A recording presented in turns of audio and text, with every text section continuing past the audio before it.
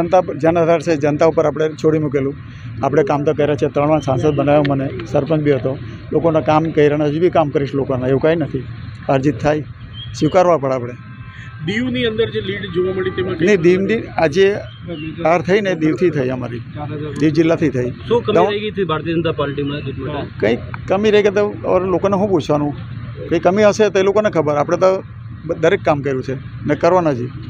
जिस हिसाब से परिणाम आया है लालू भाई, क्या संतोष है भाजपा का जिस हिसाब से दमन दीव का परिणाम आया उसमें?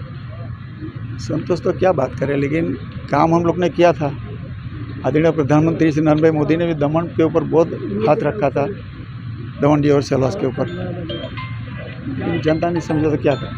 क्या लग रहा है पर विकास होने के बावजूद क्या जनता जनार्दन ने क्यों वोट नहीं दिया, क्या कहना? तो कोई बदलाव भी देखा होगा उन लोग ने, मैंने भी कुछ कमी रह गई होगी. भाई विक्ट्री भाई थैंक यू. ओए एक बार इंटरव्यू આપીને જતો રહો અંદર ભાઈ વિક્ટ્રી તાનાશાહી હતી, લોકો જે આક્રોશિત હતા અને આનાથી આપણે લેસન બી લેવાનું છે.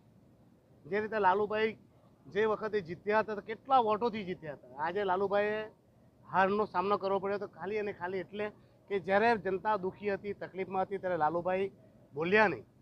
અને જે પણ દમણ દીવની સમસ્યા હતી અને જે સમસ્યા માટે નિવારણ કરવાનું હતું કે જે તે અધિકારીઓ સાથે સમન્વય કરવાનો હતો, પ્રજા અને પ્રશાસનનું કામ વચ્ચે જે પ્રતિનિધિઓ હોય એને સમન્વય કરવાનો હતો.